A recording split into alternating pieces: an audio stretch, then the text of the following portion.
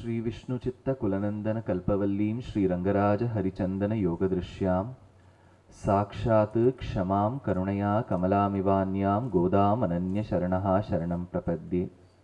नीलातुङ्गस्तनगिरितटी सुप्तमुद्बोध्य कृष्णं पारार्थ्यं स्वं श्रुतिशतशिरःसिद्धमध्यापयन्ति स्वोच्छिष्टायां स्रजनिगलितं या फलात् कृत्य भुङ्क्ते गोदा तस्यै नम इदमिदं भूय एवास्तु भूयः। அன்னவயல் புதுவை ஆண்டாள் அரங்கற்கு பன்னு திருப்பாவை பல்பதியம் இன்னிசையால் பாடிக் கொடுத்தாள் நற்பாமாலை பூமாலை சூடிக் கொடுத்தாளை சொல்லு. சூடிக் கொடுத்த சுடற்கொடியே தொல்பாவை பாடியருளவல்ல பல்வளையாய் நாடினி வேங்கடவர்க்கென்னை விதியென்ன இம்மாற்றம் நான்கணவா வண்ணமே நல்கு.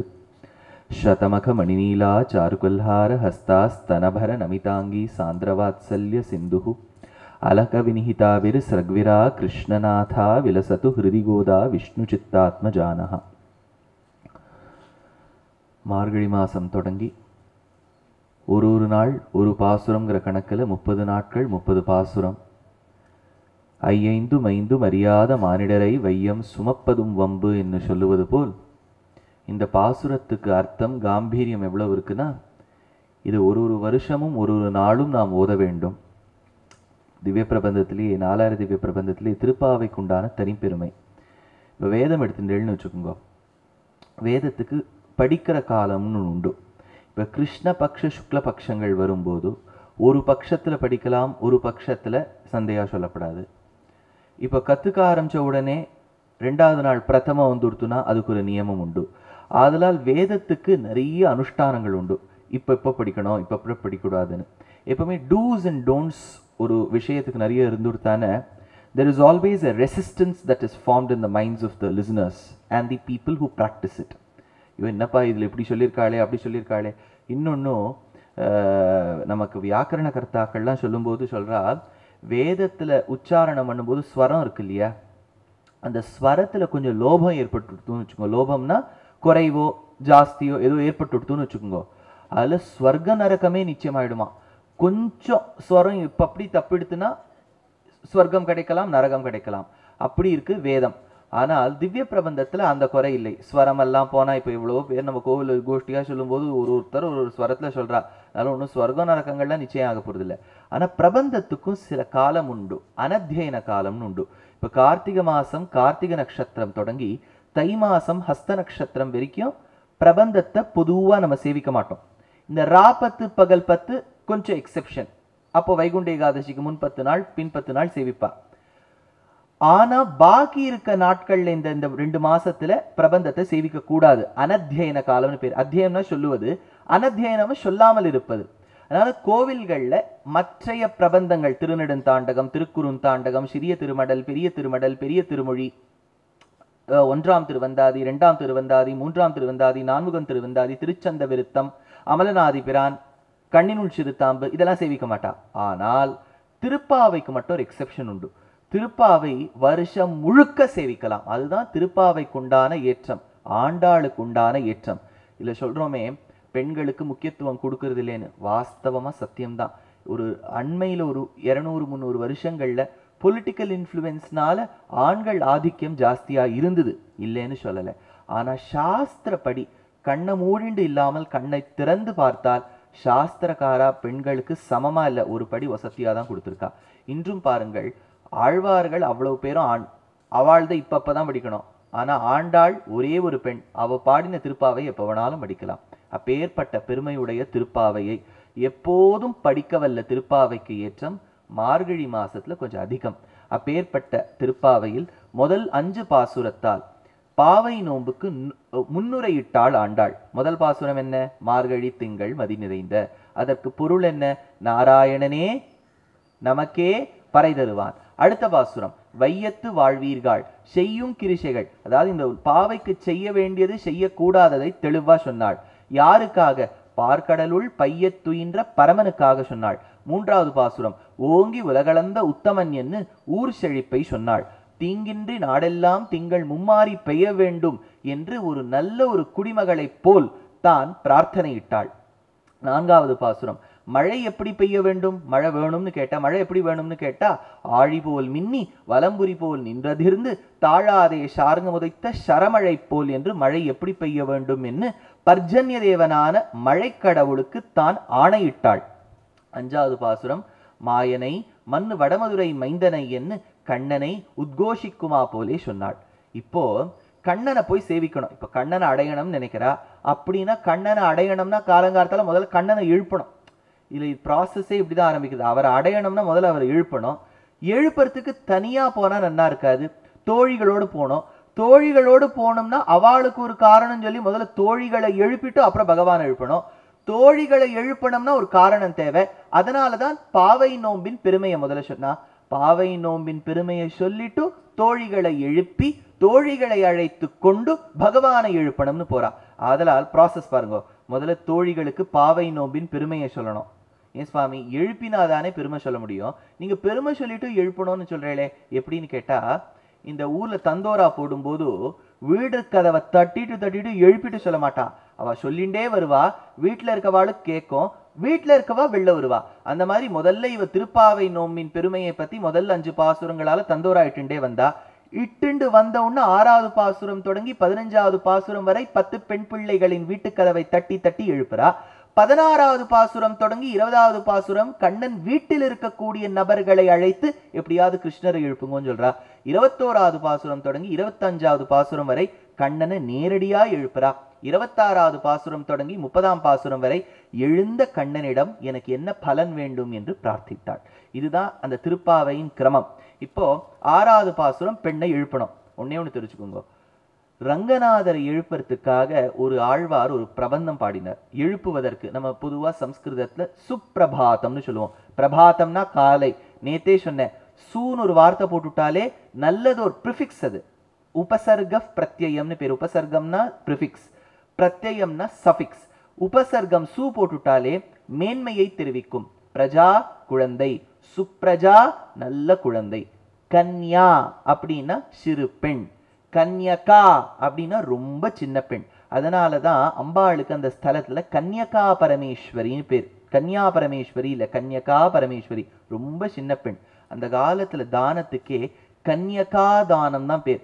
உங்களுக்கே தெரியாதவா இல்ல, ரொம்ப சின்ன வயசுல கல்யாணம் ஆனபடியால் கன்யகா தானம்னு பேர். அப்புறத்துல இருந்து காவை கட் பண்ணி விட்டா. அப்புறம் கொஞ்ச நாள் தள்ளி தானே கல்யாணம் ஆறுது. கன்யகா தானத்துல காவை கட் பண்ணி விட்டா கன்யாதானம். இன்னும் கொஞ்ச நாள் விட்டா யாவையும் கட் பண்ணி விடுவா. ஏன்னா கிட்டத்தட்ட சஷ்டி அப்த பூர்த்தியும் கல்யாணமும் கொஞ்ச நாள் தான் வித்தியாசம் இருக்கு. ஏன்னா ஒரே செலவாயிடம் வருங்க. அதனால வச்சுக்கிறா. அதனால பின்னாடி ஒரு வார்த்தை சேர்க்கறது உண்டு, அது சஃபிக்ஸ். அந்த மாதிரி பிரபாதம் காலை, சுப்பிரபாதம் நல்ல காலை. காத்தால விழுந்த காலை மலர், நல்லதோர் வணக்கம், இப்படிலாம் சொல்றா பாருங்க. அதுதான் சுப்பிரபாதத்தை பாடினார்கள் பெரியோர்கள் சம்ஸ்கிருதத்தில். தமிழில் சுப்பிரபாதம் எழுப்புவதற்கு எழுச்சி. எதுலேருந்து எழுப்புறா? பள்ளியிலேந்து எழுப்புறா. பள்ளி எழுச்சி. யாரை எழுப்புறா? திருவுக்கும் திருவாகிய செல்வனை, திருப்பள்ளி எழுச்சி. அதை ரங்கநாதரை எழுப்புவதற்காக பாடிக் கொடுத்தார் தொண்டரடி பொடியாழ்வார். மண்டங்குடி என்பர் மாமரையோர் மன்னிய சீர் தொண்டரடி பொடி தொன்னகரம். திருமண்டங்குடி திவ்யதேசத்தில் அவதரித்தவர் தொண்டரடி பொடியாழ்வார். ஏன் ரங்கநாதரை எழுப்புறன்னு கேட்டா, ராஜாவை தான் அந்த காலத்துல எழுப்புவா. ஏன்னு கேட்டா, அந்த காலத்துல ராஜாக்கள்லாம் ராத்திரியெல்லாம் வேலை முடிச்சுட்டு ஒய்யாரமா படுத்துப்பான்னு நினைக்காதீங்கோ. அவள்லாம் ராத்திரியெல்லாம் வேலை பார்ப்பா. என்னன்னா ஒற்றர்களாக வேலை பார்ப்பா. அவளே முக்காடு போட்டுண்டு ஊருக்குள்ள போய் பார்த்துட்டு வருவா. நம்மளை பத்தி என்ன பேசிக்கிறா, நம் ராஜ்யத்தை பத்தி என்ன பேசிக்கிறா. ஃபீட்பேக் சிஸ்டம் இப்போ இருக்கு இல்லையா? If you have any queries or complaints about the product, please mail to so and so at gmail.com yahoo.com. நம்ம எழுதுறோம், அவ படிக்கிறாளா இல்லையான்னு தெரியல. அப்படி இல்லை ராஜாக்கள். அந்த காலத்து ராஜாக்கள் நாம் செய்யும் நல்ல ஆட்சியா என்று பார்ப்பதற்காக ராத்திரியெல்லாம் வேலை பார்ப்பா. ராத்திரியெல்லாம் வேலை பார்த்தா கொஞ்சம் எழுப்புவது கஷ்டம்தான். அதனால எப்படி எழுப்புவது? சந்தோஷமா எழுப்பணும். இப்போ காலங்காலத்தால குழந்தை எழுப்பணும்னு வச்சுக்கோங்க. சாதாரணமா எழுப்பினா அது எழுந்துக்காது. உடனே ஒரு கேக்கை வச்சுக்கிறேள். காலங்காலத்தால் எழுந்த உடனே ஒரு ஃபெரிரோ ரோஷர் சாக்லேட் டப்பா வச்சுக்கிறேள், அது உடனே எழுந்துரும். அதுபோல் ராஜாக்களை எழுப்புவதற்கு எப்படி வழி? யானைகள் பிளிர வேண்டும், பசு தான் பின்புறத்தை காண்பிக்க வேண்டும். ஏன்னா நமக்கு சம்பிரதாயத்துல ஒரு பசுவின் பின்புறம் மங்களகரம். அதே மாதிரி குதிரை வாழ காமிக்கணும். அதே மாதிரி ஆணை பிளிர வேண்டும், பொற்கலசத்தில் ஜலம் இருக்க வேண்டும். ஏகாந்தத்துல வீணை வாசிக்க வேண்டும். இதெல்லாம் இருந்தா ராஜா எழுந்துக்கணுமா வேண்டாமான்னு கொஞ்சம் யோசிச்சுட்டு எழுந்துப்பார். இவளுக்கெல்லாம் வைத்தாளிக்கால்னு பேரு. இன்னைக்கும் ஸ்ரீரங்கத்துல அதெல்லாம் நடப்பது உண்டு. கார்த்தால பார்த்தேன்னா ஏகாந்தத்துல ஒருத்தர் வந்து வீணை வாசிப்பார் பெருமாளுக்கு. அவர் எப்படி இருக்கும் பாருங்க. கார்த்தால நமக்காக ஒருத்தர் வீணை வாசிக்கிறார்னா யார் எழுந்துக்க மாட்டா சொல்லுங்க. அதனால வீணை வாசிப்பா. யானை வந்துடும் கர்ப்பகிரகத்துக்கிட்ட. அது என்ன இடம், நான் சின்ன வயசுல விஸ்வரூப தரிசனத்துக்காக போயிருந்தேன். பொதுவா விஸ்வரூப தரிசனம்னா உப்பிலியப்பன் கோவில்லாம் பார்த்தா பசு மட்டும்தான் வரும். சரி பசு வரும்னு நினைச்சு நின்று இருந்தேன். சட்டுன்னு திரும்பி பார்த்தா ஆனை இருக்கு பக்கத்துல. வல்லானை கொன்றானை மாற்றானை மாற்றழிக்க வல்லானை, பாரதியார் ஞாபகம் வந்துருத்துனேக்கு. உடனே விலகி போயிட்டேன். அது யானை அழகா பிளிறது, உடனே பசு பின்புறத்தை காமிக்கிறது, குதிரை வாழை காமிக்கிறது, பொற்கலசத்துல ஜலம் கொண்டு வரா, ஏகாந்தத்துல வீணை வாசிக்கிறா. ரங்கராஜன் எழுந்துக்கணுமா வேண்டாமான்னு யோசிக்கிறார். அப்பேற்பட்ட கதிரவன் குணதிசை சிகரம் வந்தடைந்தான். கனவுருள் அகன்னது காலையம் பொழுதாய் மதுவிருந்து ஒழுகின மாமலரெல்லாம் வானவரரசர்கள் வந்து வந்தீண்டி எதிர்திசை நிறைந்தன இவரோடு புகுந்த இளிங்கரி சீற்றமும் பிடியோடு முரசும் அரங்கத்தம்மா பள்ளி எழுந்தருளாயேன்னு ஆழ்வார். அப்பேற்பட்ட அரங்கத்தம்மான் பகவானுக்காக பாடுவது பகவானின் திருப்பள்ளி எழுச்சி. ஆனா பகவானை விட உயர்ந்தவர்கள் பாகவதர்கள். அதை நன்னா நம்ம தெரிஞ்சுக்கணும். பகவானுக்கு எத்தனையோ கைகள், எத்தனையோ தலைகள், எத்தனையோ காலம். அவருக்கு அப்பா அம்மா கிடையாது, அவர் எப்பவுமே நித்தியம். இதே பாகவதோத்தமர்கள் நித்தியம்லாம் கிடையாது. இப்போ வருவா போவா, ரெண்டே ரெண்டு கை, ரெண்டே ரெண்டு கால். நமக்கு இருக்கிற வைத்த வலியை விட அவளுக்கு ஜாஸ்தி வைத்த வலி, நமக்கு இருக்கக்கூடிய பல்வலியை விட அவளுக்கு ஜாஸ்தி பல்வலி. பெருமாளுக்கும் அவளுக்கும் சாமியம் சொல்லிட முடியுமான்னு கேட்டா சக்தி தேஜஸ்ல சொல்ல முடியாது, ஆனா எண்ணத்துல சொல்ல முடியும். பகவான் மீது அவர்கள் வைத்துள்ள அந்த அன்பும் பக்தியும் அவர்களை பகவானை விட ஒரு படி ஒசத்தி விட்டுடுறது. அதனால தொண்டரடி பொடியாழ்வார் பகவானுக்கு திருப்பள்ளி எழுச்சி பாடினார். ஆனா ஆண்டாளோ அந்த 10 பெண் பிள்ளைகளை எழுப்பினாலே, பாகவதோத்தமர்களை எழுப்பினாலே. அதனால பாகவத திருப்பள்ளி எழுச்சியான திருப்பாவை பாடினாள். அதனால பகவானை எழுப்பும் திருப்பள்ளி எழுச்சியை காட்டிலும் பாகவதோத்தமர்களை எழுப்புவதற்காக ஏற்பட்ட பாகவத திருப்பள்ளி எழுச்சியான திருப்பாவைக்கு ஏற்றம் அதிகம். இந்த 6ஆம் பாசுரம் தொடங்கி 15வது பாசுரம் வரை பாகவதோத்தமர்கள் எழுப்புறா. இல்ல ஒவ்வொரு பெண்ணும் ஒரு தினசு இல்லையா. இப்போ ஸ்ரீ ஜெயந்தி பக்ஷணம்னு பண்றோம், எல்லாத்திலையும் சர்க்கரையிலேயே பண்ணிட மாட்டோம், எல்லாத்தையும் வெள்ளத்திலேயே பண்ணிட மாட்டோம். ஒரு மனோகரம்னு ஒரு வெள்ளத்துல பண்ணா சர்க்கரையில ஏதாவது ஒரு பர்பின்னு பண்ணுவோம். ஒரே இனிப்பு தான், 2 வகையாக இருந்தால் நல்லா இருக்கு இல்லையா. பாகவதோத்தமர்கள் தான், ஆனா ஒவ்வொருத்தர் ஒரு விதம். முதல் பெண்ணை பார்க்க போறோம். இப்ப ஆண்டாள் போய் எழுப்புறா. புள்ளும் சிலம்பினகான் புல் அரையன் கோயில். அது அப்படிதான் பிரிக்கணும். புல்லரையன் கோயில் சொல்றோம். புல் அரையன் கோயில். வெள்ளை விழிசங்கின் பேரரவம் கேட்டிலையோ. பிள்ளாய் எழுந்திராய் பேய் முலை நஞ்சு உண்டு கள்ளச்சகடம் கலக்கழிய காலோச்சி வெள்ளத்தரவில் துயில் அமர்ந்த வித்தினை உள்ளத்து கொண்டு முனிவர்களும் யோகிகளும் மெல்ல எழுந்து அரி என்ற பேரரவம் உள்ளம் புகுந்து குளிர்ந்தேலோர் எம்பாவாய். ஆச்சரியமான பாசுரம். முதல் பெண்ணை கூப்பிடுறா. இப்ப கூட்டாலே ஒரு குழந்தை எழுப்புறேன், தாய்மார்களுக்கு தெரியாது இருக்காது. அம்மா எவ்வளவு மணி ஆச்சு? உடனே அது கேட்கும். அதுக்கு நம்பிக்கையே இருக்காது தாய் மீது, சீக்கிரம் எழுப்பிடுவோங்கிறதுக்காக எவ்வளவு மணி அப்படின்னு கேட்கும். அது 6:30 தான் ஆயிருக்கும். உடனே தாய் சொல்லுவோம் 7:30 ஆயிடுத்தும்போ. அது எழுந்து பார்க்கும். ஏமா நீ பொய் சொல்றியோனோ சொல்லும். அந்த மாதிரி உள்ள இருக்கக்கூடிய பெண் கேட்கிறா, எழுப்பணும் எழுப்பணும் எழுப்ப போறேன் எழுந்துக்குமோன்னு சொல்றியே, காலை ஆயிடுத்துங்கிறதுக்கு என்ன சான்று, என்ன ப்ரூஃப் காமி. புள்ளும் சிலம்பின கான். புள்ளும் சிலம்பின கான். புல் என்று சொன்னால் பக்ஷின்னு அர்த்தம். பக்ஷி சிலம்பின. அதாவது நம்ம சொல்றோம் இல்லையா, human beings are a better creation. ஹோமோசேப்பியன்ஸ்னு நம்மள சொல்லிக்கிறோம் பயாலஜிக்கல் நாமன்கிளேச்சர்ல. ஹோமோசேப்பியன்ஸ்னு சொல்லும்போது நமக்கு 6 அறிவு இருக்கு, 7ஆம் அறிவுன்னு படம்லாம் வேற எடுக்கிறா. அதனால 6க்கே இங்க இதுக்கு கொஞ்சம் சந்தேகமா இருக்கு, இன்னும் 7 எங்க வருது. ஆதலால் இவ்வளவு ஞானம் இருக்கு நமக்கு சொல்லிக்கிறா. ஆனா யோசிச்சு பாருங்க, இவ்வளவு ஞானம் இருந்த போதிலும் நாம் பறவைகளை விட தாழ்ந்தவர்கள். திரியக்குக்கள்னு பேரு பறவைகளுக்கு. அதை நம்ம ரொம்ப மட்டமா பார்ப்போம். காக்கா போ அப்படின்னு சொல்லுவோம். ஆனா நம்மளை பார்த்தா சுவாமி எழணும் வாங்க வாங்குவோம். நமக்கு இருக்க சக்தியை பாருங்க. கார்த்தால ஆயிடுத்துன்னு நம்ம எழுந்து கண்ணாடி போட்டு ஜன்னல் கதவை திறந்து வெளியே பார்க்கணும், கண்ணாடி போட்டு லைட்டை போட்டு கிளாக்கை பார்க்கணும். இதுதான் நம்மளுடைய சாமர்த்தியம். இதே பட்சிகள் கடிகாரத்தை பார்க்கறது இல்லை, கண்ணை திறந்து கூட பார்க்காது, முகர்ந்தே அனுபவிக்குமாம் பட்சிகள். ஓ காலை ஆயின்றிருக்கே அப்படின்னு சொல்லி சிலம்ப அழைக்குமாம். யோசிச்சு பாருங்க. இப்ப இப்ப அது திரியக்குகள், நாம் மனிதர்கள்.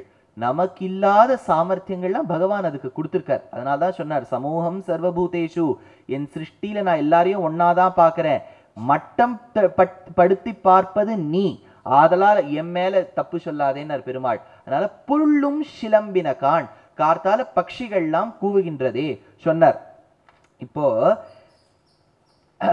இந்த இடத்துல ரொம்ப அழகா பெரியவாள்லாம் எடுக்கிறா. என்னன்னா புல்லும் சிலம்பினன்னு சொல்றாளே, புல் என்னால் பக்ஷின்னு சொன்னேள்.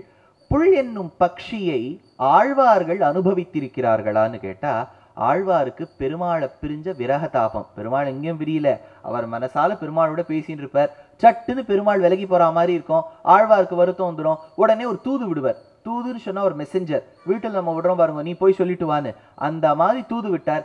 எதை தூது அனுப்புறதுன்னு யோசிச்சார். முன்னோர் தூது வானரத்தின் வாயில் மொழிந்து. ஒரு வாட்டி பெருமாள் குரங்க தூதா அமிச்சார், அதுவால நெருப்பு கிடைச்சுடுது. அடுத்த தூதுவனா தானே நடந்தார். சரி பாவம், இன்னும் குரங்கெல்லாம் அனுப்ப வேண்டாம், இந்த அவதாரத்துல நம்மளே நடக்கலான்னு கிருஷ்ணாவதாரத்துல பாண்டவர்களுக்கு தூதனாய் சென்றான் பகவான். பாண்டவ தூதன்னு பேர். இன்னைக்கும் காஞ்சிபுரத்துக்கு போனேன்னா சின்ன காஞ்சிபுரத்துல திருப்பாடகம் அப்படின்னு ஒரு திவ்யதேசம் உண்டு. பெருமாள் ஒரு காலை மடித்து ஒரு காலை நீட்டி ருக்மிணி தாயார் சமேதனாய் பாண்டவதூதனாய் காட்சி கொடுப்பார். இப்படிதான் அந்த பெருமாளை பார்க்கணும். இப்படி எல்லாம் பார்க்கவே முடியாது, இப்படி பார்த்துட்டே இருக்கணும். எங்கேயோ நீண்ட நெடியோனா நின்றுட்டு இருப்பார். அப்பேற்பட்ட பாண்டவதூதன் முன்னாடி குரங்கு அம்சத்தினால, வா நரன் அம்சத்தினால வால்ல நெருப்பு கிடைச்சுடுத்து. சரி, வா வருத்துள்ளாம், நரனான நாம் செல்லலாம் நினைச்சா பாண்டவதூதனை சிறைச்சாலையில் இட வேண்டும் என்று நினைத்தான் துரியோதனன். அதனால ட்ரீட்மெண்ட் குரங்குக்கும் சரியில்லை, அவருக்கும் சரியில்லை.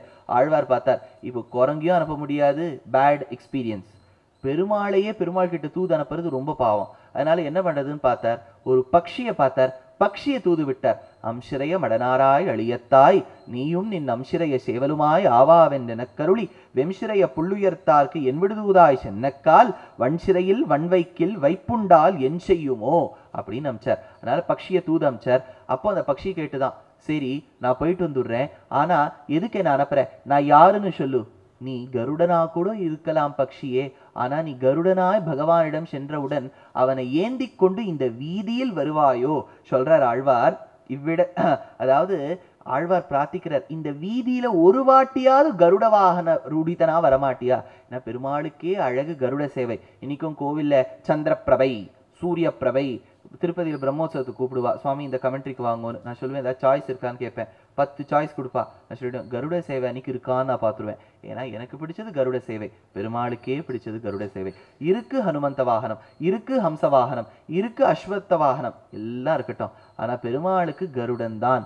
அந்த கருடமகில வேத நீடாதி ரூடம் துஷத்பீட நோத்கண்டிதா குண்ட வைகுண்ட பீட்டி கிருதஸ்கந்த மீடே ஸ்வனீடா கதிப்ரீத ருத்ராசு கீர்த்திஸ்தனாபோக காடோபகூட ஸ்புரத்கண்டகவ்ராத வேத வியதா வேபமான த்விஜிஹ்வாதி பாகல்ப விஸ்வாரியமான ஸ்பட்டாவாட்டிகா ரத்னரோச்சிஷ்டட்டாராஜி நீராஜிதம் காந்தி கல்லோலி நீராஜிதம் ஜெயகருட சுபர்ண தர்வீகராஹார தேவாதிபாஹாரஹாரின் திவௌகஸ்பதிக்ஷித்த தன்போப்கிணாகல்ப கல்போதயானல்ப பீதாதி நோத்கர்ஷ சங்கர்ஷனாத்மன் கருத்மன் மருத்பஞ்ச காதீஷ சத்யாதி மூர்த்தேன கஷ்டித் நமஸ்தே நமஸ்தே புனஸ்தே நமஹா நம இதமஜ பரியாய பரியாய. அழகா தேசிகன் எடுக்கிறார், பறக்கராப்பிலேயே எழுதுறார். அதுதான் தேசிகனுக்கு உண்டான பெருமை. He will write the way the situation demands. ஒரு சாதாரண கவிஞர் என்ன மாதிரி இருந்துட்டாருன்னு வச்சுங்க, அசடு மாதிரி ஏதோ இந்த மாதிரி தஸ்யை நமஹா அஸ்யை நமஹா இந்த மாதிரி ஒரு நீ இப்படி இருக்கின்றாய் அப்படி இருக்கின்றாய் மட்ட தட்டி சொல்லல. கவிஞர்கள் சாமர்த்தியத்துக்கு இது பொருந்தாது. தேசிகனை பார்க்கணும்.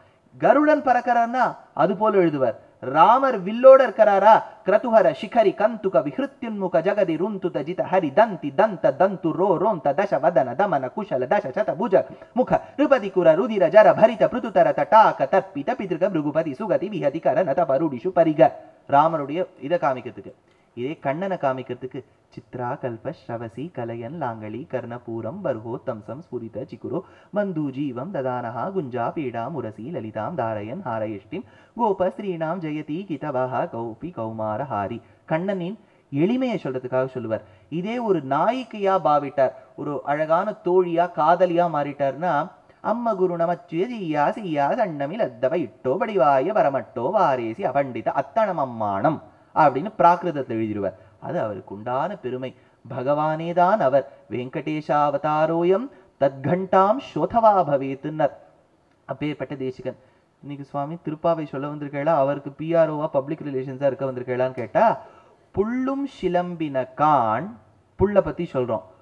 புல் அரையன், புல்லுனா பக்ஷி, அரையன்னா அரசன், புல் அரையன்னா பக்ஷிகளுக்கு அரசன். விஹகான பக்ஷி, ஈஸ்வரன்னா தலைவன். விஹகேஸ்வரன் புல்லரையன், விஹகேஸ்வரன் பக்ஷிகள் கூட்டத்துக்கு தலைவன்னா கருடன் தான்.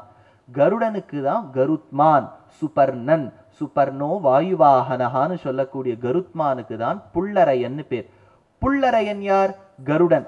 தேசிகன் இன்றும் இவ்வளவு விளங்குறாருன்னா ஔஷதகிரிங்கிற பர்வதம், இன்னைக்கும் திருவகீந்திரபுரத்துல தேவநாத பெருமாளுக்கு முன்னாடி இருக்கக்கூடிய மலைக்கு ஔஷதகிரின்னு பேர். சஞ்சீவனி பர்வதம் ஹனுமார் போகும்போது கொஞ்சம் அப்படி இப்படியே ஆட்டிவிட்டார், ஒரு சிறு பகுதி கீழே விழுந்துடுத்து, அதுதான் ஔஷதகிரி. ஔஷதகிரியில இருக்கக்கூடிய தேசிகன் மேல போனார், தவம் செய்த ஆரம்பித்தார். அப்போது கருடன் வந்து பிரத்யட்சமாய் கருட மந்திரம் சொல்லி கருட மந்திரத்தை உச்சாரணம் பண்ணி கருடனை நினைத்து கருடன் தான் பிரத்யட்சமாகி மறுபடியும் ஹயக்ரீவ மந்திரத்தை உபதேசித்து அப்புறம்தான் ஹயக்ரீவர் பிரத்யட்சமானார். பகவானை சேவிப்பதற்கு முன்பு விஹகேஸ்வரனாய் தார்க்ஷனாய் இருக்கக்கூடிய பாகவதோத்தமனான கருடனை முன்னிட்டு சேவிச்சார். அதான் பெரியவா சொல்லுவா, ஹயக்ரீவ ஸ்தோத்திரம் முதல் ஸ்தோத்திரம் கிடையாதான், கருட பஞ்சாசத்து தான் முதல் ஸ்தோத்திரமா. அதனால ரொம்ப ஆச்சரியமான பெருமாள். இன்னொன்னும் தேசிகனுடைய மாமா, தாய் மாமன், அம்மாவுடைய அண்ணா, அவருக்கு கிடாம்பி அப்புள்ளார்னு பேர். புல், அவரே கருடன்னு சொல்லுவா. அதனால அப்புள்ளார், புல்லரையன் எல்லாமே கருடன். கருடனுடைய மருமான் தேசிகன் நன்னா எழுதிவிட்டார். அப்பேற்பட்ட புல்லும் சிலம்பினகான், புல் அரையன் கோயில். புல் அரையன்னு சொன்னா விஹகேஸ்வரனின் கோ. விஹகேஸ்வரன்னா கருடன். கருடனுடைய கோனா யாரு? அரசன் அர்த்தம். கருடனுக்கு அரசன் யாரு? கருடன் பக்ஷிகளுக்கு அரசன். கருடனுடைய அரசன் நாராயணன். அப்பேற்பட்ட கோ, அப்பேற்பட்ட பெருமாளின் இல், இல்னா இல்லம். அதனால புல் அரையன் கோயில்னா கருடனுடைய பெருமாளுடைய இல்லம், அதனால பெருமாள் கோவில்னு அர்த்தம். ஒரு வாட்டி ஆழ்வார் சாதிச்சார், திருவுடைய மன்னரைக்காணில் திருமாலை கண்டேனே என்னும் கருவுடைய கோவில்கள் எல்லாம் கடல்வண்ணன் கோயிலே என்னும். கருனா இங்க புல், கருடன். கருடனுடைய கோவில் எல்லாம் பெருமாள் கோவிலே என்னும். நம்ம வெளில போறோம், இது பெருமாள் கோவிலா நமக்கு தெரிய மாட்டேங்கிறது. திருமண்ணை பார்ப்போம், அதை பார்ப்போம், போர்டை பார்ப்போம், அதெல்லாம் பார்க்கப்படாதான். மதில் ஓரத்துல கருடன் இருக்காரான்னு பார்க்கணுமா, கருடனை பார்த்தா சேவிச்சுடுமா, அதுதான் லட்சணம்ங்கிறா. புல்லரையன் கோயில். திருக்குடந்தை ஆண்டவன் ஒரு பெரிய ஆச்சாரியன் இருந்தார் ஆண்டவன் ஆசிரமத்தில். பெரிய ஆச்சாரியன், வாக்சாமர்த்தியம் படைத்தவர்.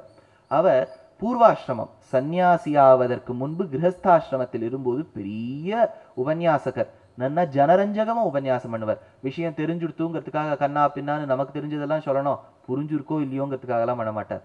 புரியணுங்கிறதுக்காக உபன்யாசம் பண்ணுவார். உபன்யாசகருக்கே அதுதான் கடமை, எல்லாருக்கும் புரியணுங்கிறது தான் உபன்யாசம் பண்ணணுமே ஒழிய, பத்தியா நம்ம இவ்வளோ சொல்லிவிட்டோம், நம்மளை நல்ல பெரியவர் படித்தவர் நினைச்சுப்பாங்கிறதுக்காக இந்த அசடு உபன்யாசம் பண்ணித்தானே தேரவே தேராது. ஆதலால் நல்ல உபன்யாசம் பண்ணுவார் ஆண்டவன். ஒரு வாட்டி அவர் வந்து அந்த காலத்திலேயே வண்டி, அவருக்கு கார் அனுப்பிச்சுட்டா உபன்யாசம் கூப்பிட்றதுக்கு. அவர் காரில் போயிட்டு இருக்கார். எங்கே? அண்ணா சாலை, இப்போ மவுண்ட் ரோட், அந்த மவுண்ட் ரோட்டில் போயிட்டு இருக்கார். மவுண்ட் ரோட்டில் போகும்போது கார் திடீர்னு நின்றுட்டு. ஏன்னு டிரைவரை கேட்டார். இல்லை ஒரே டிராஃபிக்காக இருக்குன்னார். நேற்று தான் மீட்டிங் ஆயிடுத்தே சுவாமி மறைமலை நகரில், எதுக்கு இப்போ ஒரே டிராஃபிக்காக இருக்குன்னு கேட்டால், இல்லை சுவாமி நேபாள்லேருந்து ராஜா வந்திருக்காருன்னு சொன்னாராம். அந்த காலத்தில் நேபாள் டைஸ், அதனால நேபாள் ராஜா அந்த காலத்தில் வந்திருக்கார். உடனே இந்த டிரைவரை பார்த்து சொன்னார், கொஞ்சம் குறுக்கு தெரு வழியாக போக முடியாதாப்பா, உபன்யாசத்துக்கு போனோம். இல்லை சுவாமி இருந்து பார்த்துட்டு போகலாம் ராஜாவேனாராம். அந்த காலத்தில் நல்ல ராஜா இருந்திருக்கா போல இருக்கு. அதனால வந்து எதுக்கு இருந்துட்டு பார்த்துட்டு போனோம்னா, ஆழ்வாரே சொல்லியிருக்கார் சாமி அப்படிங்கிறான் டிரைவர். ஆழ்வாரே சொல்லியிருக்கார், நல்ல ராஜாவை பார்த்தா பெருமாளை பார்த்தா மாதிரி சமானமா. எப்படிப்பா சொல்ற? இங்க சொல்லியிருக்கார் ஆழ்வார், திருவுடைய மன்னரைக்காணில் திருமாலை கண்டேனே என்னும். திருனா நல்ல ஆட்சி, திருவுடைய மன்னர்னா நல்ல ஆட்சி செய்யக்கூடிய மன்னவரை கண்டால் திருமாலை கண்டேனே என்னும். சாக்ஷாத் நாராயணனை பார்த்ததுக்கு சமானமா. எப்படின்னு கேட்டார் ஆண்டவன். எப்படின்னா சாமி, கருடன் இருந்தா அந்த கோவில் பெருமாள் கோவில்னு தெரிஞ்சுக்கிறாப்புல. கருவுடைய கோவில்கள் எல்லாம் கடல்வண்ணன் கோவிலே என்னும். சத்தியத்தை தான் சொன்னான். ஆண்டவன் ஆச்சரியப்பட்டு விட்டார். உபன்யாசம் பண்ண போறது நம்மளா இவனா? ஆச்சரியமா பண்ணிட்டு இருக்கானே, எப்படிப்பா உனக்கு இதெல்லாம் தெரியும்னா, சாமி நேத்து நீங்க தானே சிந்தாதிப்பட்ட உபன்யாசத்தை இதெல்லாம் சொன்னீங்க அப்படின்னாராம். பரவாயில்ல, நம்ம சொன்னது நமக்கே ஞாபகம், இவருக்கு ஞாபகம் இருக்குன்னாராம். அதனால திருவுடைய மன்னரைக்காணில் திருமாலை கண்டேனே என்னும் கருவுடைய கோவில்கள் எல்லாம் புல் அரையன் கோயில். அப்பேற்பட்ட புல்லரையன் கோவிலான பெருமாள் கோவிலிருந்து புல்லும் சிலம்பினகான் கேட்டார். புல்னா கருடன். சத்தம் போட்டாரே. பொதுவா ஒரு சில ஜந்துக்கள் இருக்கு. இப்போ நரி எடுத்துட்டேன்னு வச்சுக்கோங்க. நரியை பார்க்கறது விசேஷமா, அதெல்லாம் பார்க்கணும்னு யாரும் சொல்லலை, பார்த்துட்டா விசேஷங்கிறா, பார்த்தா விசேஷம். இதே நரி ஊளையிட்டா விசேஷம் கிடையாது. நரி ஊளையிட்டார் அப்படின்னு விபீஷணன் ராவணனை பார்த்து சொல்றார். ராவணன் கேட்கறான், ஐயோ ஹனுமார் வந்து லங்கையை எரிச்சுட்டு போயிட்டானே, இப்ப என்ன பண்றது அப்படின்னு கேட்டான். அப்போ கும்பகர்ணன் சொல்றான், எரிச்சுட்டு போன உடனே இவ்வளவு பெரிய கூட்டத்தை கூட்டுறியே, சீதையை கடத்துறதுக்கு முன்னாடி இந்த கூட்டத்தை கூட்டிந்தியானே நாங்க வேண்டான்னு சொல்லியிருப்போமோனோ, எல்லாத்தையும் முடிச்சுட்டு இப்ப கூட்டத்தை கூட்டுறியான்னு கேட்டான். இப்ப என்ன பண்றது சொல்லுன்னா விபீஷணன் சொன்னா, சீதையை கொண்டு முதல்ல ராமன் கிட்ட ஒப்படைச்சுடும். ஏன்னு கேட்டான் ராவணன். ஏன்னா அவ வந்தத்திலேன்னு நரிகள் ஊளையிடுகின்றன சொன்னான். அதுபோல் நரியை பார்ப்பது விசேஷம், நரி ஊளையிட்டால் விசேஷம் கிடையாது. இதே கழுதையை பார்ப்பது விசேஷம் என்று, இதே கழுதை சத்தம் போட்டா விசேஷம். இப்போ நம்ம தேடி தேடி போனோம், ரோட்ல எங்கேயாவது கழுதை இருக்கா பார்க்கப்படாது, அதை சத்தம் போடுன்னு சொன்னோன்னு போடணும். நிறைய பார்க்கணும், நிறைய ஊளையிட வைக்கப்படாது, வாயை கட்டி போட்டுணும். இதெல்லாம் நடக்கிற காரியமா சுவாமி? நடக்காது. அதனால ஒரு மிருகத்தை பார்க்கறது விசேஷம், கேட்கறது விசேஷம் இல்லை. பார்க்கறது விசேஷம் இல்லை, கேட்கறது விசேஷம், இப்படி இருக்கப்படாது. எப்பவுமே மேனேஜ்மெண்ட்ல ஒரு மேட்ரிக்ஸ் போடுவோம், 2x2 மேட்ரிக்ஸ்னு பேரு. இதை நம்ம வந்து கேஷ் கவுஸ் அப்படின்னு அது ஒரு மேட்ரிக்ஸ் இருக்கு. வின்வின் சிச்சுவேஷன் ஒன்று உண்டு. வின்வின் சிச்சுவேஷன்னா இரண்டு தரப்பித்தாருக்கும் பெருமையாக இருக்க வேண்டும். அதுபோல் இப்போ ஒரு மிருகம் பார்க்கறது விசேஷம், கேட்கறது விசேஷம் இல்லைன்னா நன்னா இல்லை, கேட்கறது விசேஷம் பார்க்கறது விசேஷம் இல்லைன்னா நன்னா இல்லை. கேட்கறதும் விசேஷமா இருக்கணும், பார்க்கறதும் விசேஷமா இருக்கணும். அதனால ஏதாவது ஒண்ணு நடந்தா சந்தோஷம் பாருங்க. அதுக்குதான் சாஸ்திரம் கருடனை சொல்லியிருக்கு. கருடனை பார்த்தா விசேஷமா. இன்னைக்கும் பெருமாள் கோவில்லாம் சம்பிரோக்ஷணம் பண்ணும்போது எல்லாரும் பாப்பா, கலசத்தையே பார்க்க மாட்டா, கருடன் வந்துட்டாரா கருடன் வந்துட்டாரா அத்தையே பார்த்துட்டு இருப்பா. அதனால கருடனை பார்ப்பது விசேஷம். அதே சமயத்தில் கருடனின் அந்த சப்தம் கேட்பது விசேஷம். சுவாமி சப்தம் தான் கேட்க மாட்டேங்கிறது, கேட்கறது கொஞ்சம் துர்லபம் தான். ஏன்னு கேட்டா நமக்கு ஜியாகிரபியில troposphere, stratosphere, ionosphere and exosphere, these are the four layers with which we describe the four layers of atmosphere இல்லையா? இத நம்ம சாஸ்திரத்துல ஒரு லெவல்ல எந்தெந்த பட்சி பறக்கும்னு எடுக்கிறா ராமாயணத்துல. முதல்ல குருவி பறக்குமா, குருவிலாம் லோ லெவல்ல தான் பறக்கும். நீங்க அந்த அடியேனே பார்த்துருக்கேன், பெங்களூர்ல நான் இருந்தபோது சின்ன வயசுல எங்க வீட்டு வெராண்டால குருவிகள் கூடு கட்டும். இப்ப குருவின்னா எழுதி தான் பார்க்க வேண்டியதா இருக்கு. குருவின்னா சின்னதா இருக்கும், அது பறக்குமா, அதுக்கு குருவின்னு பேரா, அப்படிதான் எழுதி எங்கேயாவது குருவி பார்க்குறோமோ, வீட்டில் குருவி வந்தால் நமக்கு பயமா இருக்கு. அப்பெல்லாம் குருவி வரும் வந்துட்டு போகும், பயப்படவே மாட்டோம் அந்த குருவிக்கெல்லாம். குருவி லோ லெவலில் பறக்கும். அதை விட அடுத்த பட்சி, அதை விட காக்கா, அதை விட ஒரு பட்சியா சொல்லிட்டு போறார் சம்பாதி. கடைசியில சொல்றார், வைனதேய கதிஃபரா, வினதாசுத்தனான கருடன் தான் மேல பரப்புறான். இன்னைக்கும் இந்த தொலைக்காட்சி பெட்டியில மிருகங்களுக்காக சில தொலைக்காட்சிகள் இருக்கு, இந்த நேஷனல் ஜியாகிரபிக்லாம். அதெல்லாம் பார்த்தேன்னா எங்கேயோ தண்ணிக்குள்ள மீன் இருக்கும், தண்ணிக்குள்ள பாம்பு இருக்கும், எங்கேயோ கருடன் பறந்துட்டு இருக்கும். அதுக்கு எப்படிதான் கண்ணு இருக்கோ தெரியல, சட்டுன்னு வந்து கவிண்டு போயிடும், தேடாது, அசராது, விடாது. அதெல்லாம் கருடனுக்குரிய சாமர்த்தியம். அதாவது சொல்லுவாளே த ஈகிள்ஸ் ஐ அப்படின்பா. எப்பவுமே க்ரோஸ் ஐ, பிஜின்ஸ் ஐலாம் சொல்லவே மாட்டா. கண்ணுனா கருடன் போல் இருக்க வேண்டும், துவனினா கருடன் போல் இருக்க வேண்டும், பார்ப்பதுன்னா கருடனை போல் பார்க்க வேண்டும். இப்போ ஒரு மரத்துல கருடன் வந்து உட்காந்துட்டார்னு வச்சுக்கோங்க, அந்த மரத்திலேருந்து அவர் எழுந்துக்கிற வரைக்கும் நம்ம அவரை பார்த்துட்டே இருக்கணுங்கிறது தர்மசாஸ்திரம். சுவாமி இதெல்லாம் நடக்கிற காரியமா? அவர் வரத பார்க்கறதே அபூர்வம். அவர் வந்துட்டு அவர் எப்போ கிளம்புறன்னு நமக்கு தெரியுமா? எவ்வளோ இப்போ கிளம்புறார்? ஏன்னா அவர் வரத பார்த்துட்டு அவர் கிளம்புறதுக்கு முன்னாடியே நம்ம வந்துட்டோம்னா அவருக்கு அன்னைக்கு இறை கிடைக்காமல் போய்விடுமா. அதனால சாஸ்திரம் வந்து அவருக்கு நல்லது பண்றதுக்காக அவர் பாருங்கிறது. அதனால புல் என்னும் கருட சாஸ்திரத்தை இவ்வளோ மந்திரத்தை ஒப்பி வச்சிருக்கா. இன்னொன்னும் ஷகுன்னு சொன்னா சம்ஸ்கிருதத்துல பக்ஷின்னு அர்த்தம்.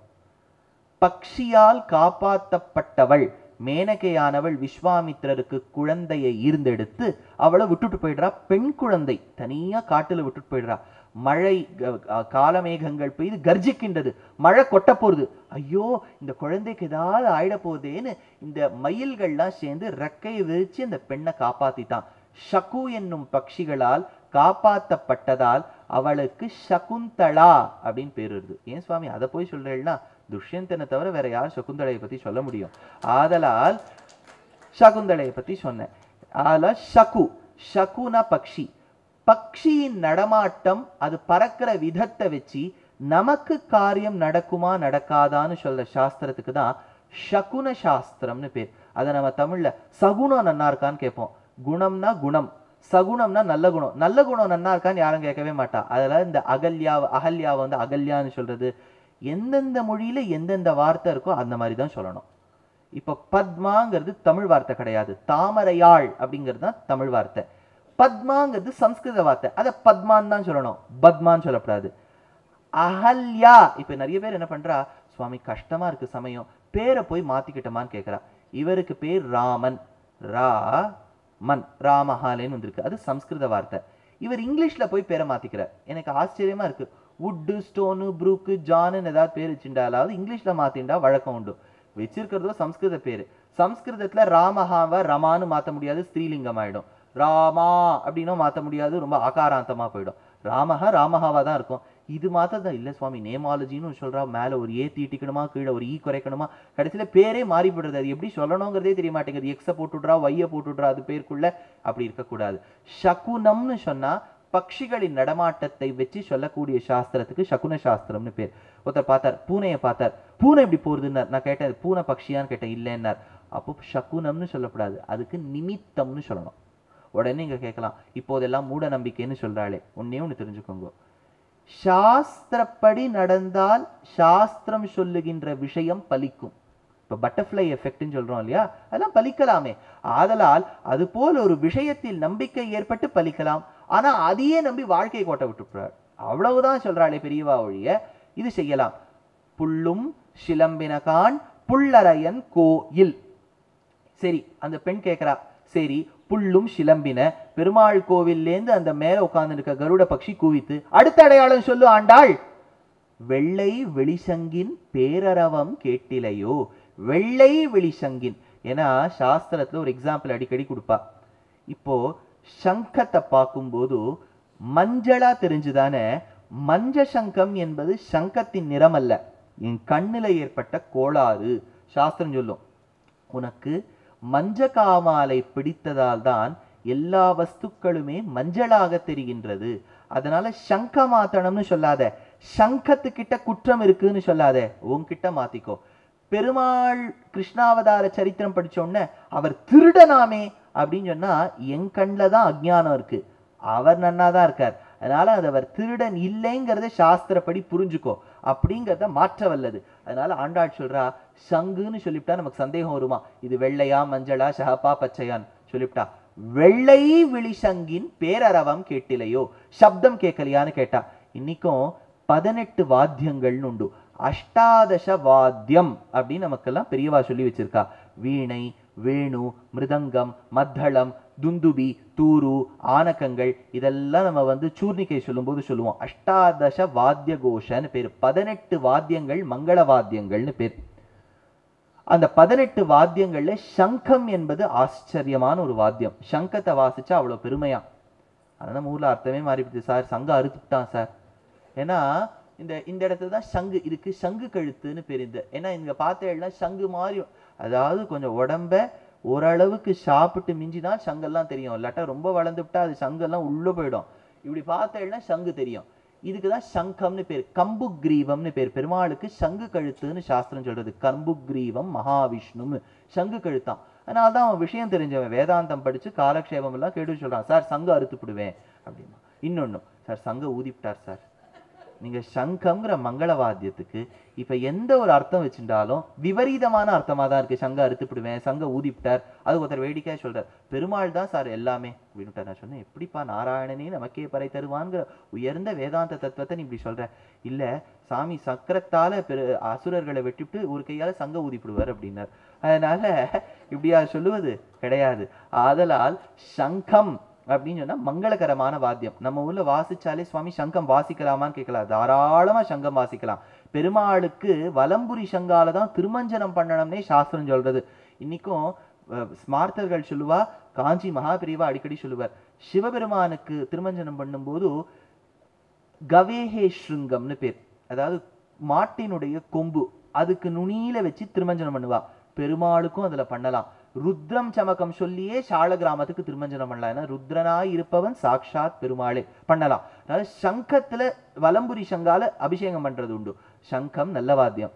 ஆனா எப்பவுமே நமக்கு தெற்கிந்தியாவில் என்ன ஒரு பழக்கம்னா ஏதாவது ஷார்ட்கட் எடுத்துக்கிறது. சுவாமி ஸ்ரீராம ராம ராமேதி மாதிரி ஒரு ஸ்லோகம் வராதும்பா, ஏன்னா அதுதானே சகஸ்நாமம் வேண்டாம் ராமநாமத்தை சொல்லு போறோங்கிறது. அதுபோல் 18 வாத்தியங்களை கூட்டு நம்ம வாசிக்கிறதுலாம் ரொம்ப கஷ்டம். அதனால சாஸ்திரம் சொல்றது சர்வ வாத்தியமயி கண்டா, எல்லா வாத்தியங்களுக்கும் சமானமா ஒரு வாத்தியம் இருக்கா, அதுக்கு கண்டைன்னு பேராம். அதனால்தான் பெருமாள் கோவில்ல கண்டை சேவிப்பா. சங்கு கூட வாசிப்பாளா இல்லையான்னு தெரியல, கண்டை சேவிப்பா.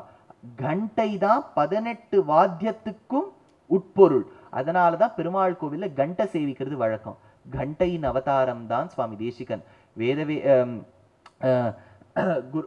எதுக்கு சொல்ல வந்த, தத்கண்டாம் சோதவா பவே, கண்டாவதாரமாய் அவதரித்தவர் சுவாமி. அதனால கண்டையின் வாத்தியம் இருக்கு, சங்கத்தின் வாத்தியம். இன்னைக்கு பெங்காலுக்கு போனேன்னா, பெங்காலில் போய் உபன்யாசம் பண்ணேன். தெருவில் எல்லாம் போனேன்னா சாயங்காலம் 6 மணிக்கு அந்த பெண்கள் சங்கு ஊதி பெருமாளுக்கு ஆராதனை பண்ணுவா. அதனால சங்கம் நல்ல வாத்தியம்.